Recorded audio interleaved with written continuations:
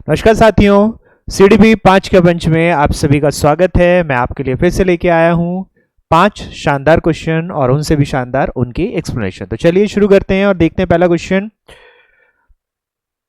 N effective way to combat stress in learner is, शिक्षार्थियों में तनाव से निपटने का एक प्रभावी तरीका है। तो यहां पर अगर हम देखें तो प्रभावी तरीका हमें क्या देखने को मिलता है।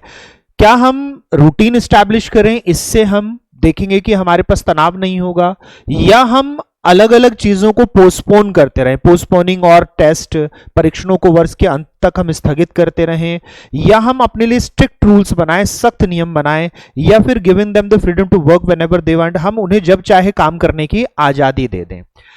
ठीक है, तो यहां हमें देखने को मिलता है स्ट्रेस हमें इन तीनों ही जगह देखने को मिलेगा। अगर हमने पूर्ण आजादी दे दी तो उनका मैनेजमेंट बिगड़ा रहेगा कि कब क्या करना है कब क्या नहीं करना है, इसमें उनको समस्या रहेगी। दूसरा, अगर हम बहुत स्ट्रिक्ट रूल्स बना देते हैं, बहुत सख्त नियम बना देते हैं, यह भी तनाव उत्पन्न करता है। और फिर अगर हम बड़े बड़े परीक्षणों को आखिरी तक टालते रहते हैं, पोस्टपोन करते रहते हैं, तो यह भी तनाव लेके आता है। तनाव हमारा कब खत्म होता है? तनाव हमारा खत्म होता है अगर हम दिनचर्या को स्थापित रखते हैं, रूटीन को एस्टैब्लिश कर लेते हैं, तो फिर उस रूटीन में हमें अलग अलग तरह की परेशानियां देखने को नहीं मिलती हैं। चलिए अगले क्वेश्चन को देखें। Schooling is an important requirement for children when they are administrated this test. जब बच्चों को यह परीक्षण दिया जाता है तब उनकी स्कूलिंग होना एक महत्वपूर्ण आवश्यकता है।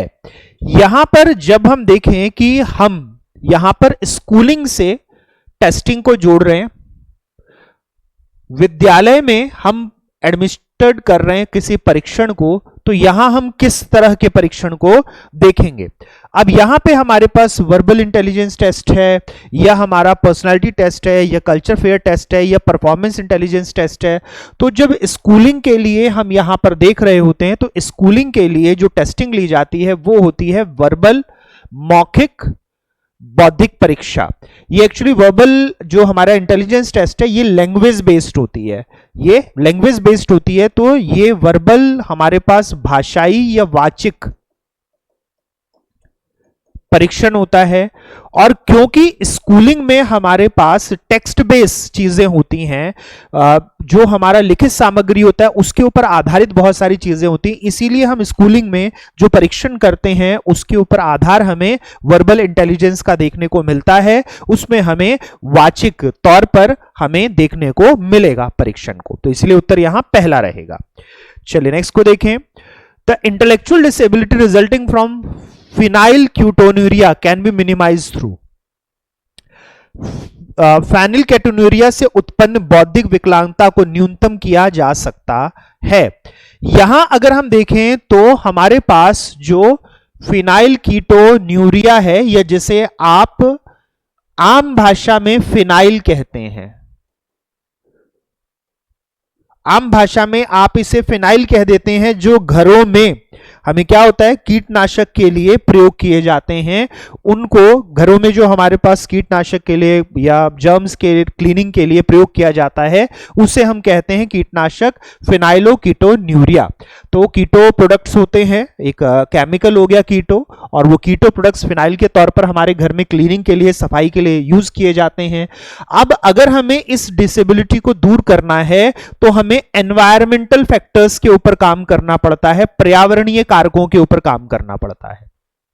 जब हम पर्यावरणीय कारकों के ऊपर काम करते हैं, यानी हम उनका पोषण देख रहे होते हैं, हम उनका पालन देख रहे होते हैं, और उसके हिसाब से हम उनको तय करते हैं, हम उनका नर्चर देखते हैं और नर्चर को हम बेटर करते हैं, तो उसके हिसाब से हम इस डिसऑर्डर को देख सकते हैं, यहां इस डिसऑर्डर को न्यूनतम कर सकते हैं, इसके ऊपर हस्तक्षेप कर सकते हैं। नेक्स्ट क्वेश्चन को देखें। Changes that are not due to learning can be attributed to. परिवर्तन जो अधिगम के कारण नहीं है। अब जो हमारे पास अधिगम के कारण चेंजेस होते हैं वो तो हमें देखने को मिलते हैं कि परमानेंट है, लेकिन जो उसके अलावा चेंजेस होते हैं उसे हम डेवलपमेंटल चेंजेस कहेंगे, उसको हम विकास परिवर्तन कहते हैं। और विकास में जो हमें परिवर्तन देखने को मिलते हैं वो हमें परिपक्वता देते हैं, वो हमें मैच्योरेशन देते हैं।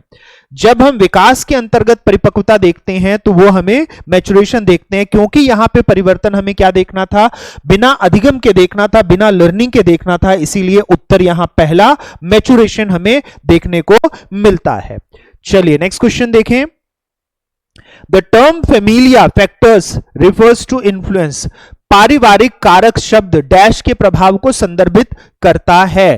तो फेमिलियल या फिर पारिवारिक कारक हम कहें, जो कि सोशलाइजेशन का हमारे पास एक इंपॉर्टेंट सेकेंडरी हम देखेंगे फैक्टर है, सामाजिकरण का एक महत्वपूर्ण द्वितीय कारक है। ये किसके द्वारा होता है, तो ये फैमिली मेंबर्स के द्वारा जो इंपैक्ट हमें देखने को मिलेगा सोशलाइजेशन में, परिवार के जो हमारे सदस्य होंगे, माता पिता, भाई बहन या फिर ग्रैंड पेरेंट्स और फिर हमारे जो माता पिता के भाई बहन वे, इन सब का जो प्रभाव हमें देखने को मिलता है, ये एक तरह का सेकेंडरी सोशलाइजेशन है, ये एक तरह का द्वितीयक हमें या गौण हमें सामाजिकरण देखने को मिलता है। इसके प्रभाव को हम देखेंगे कि पारिवारिक कारक कहा जाता है, फेमिलियल फैक्टर यहां पर कहा जाता है।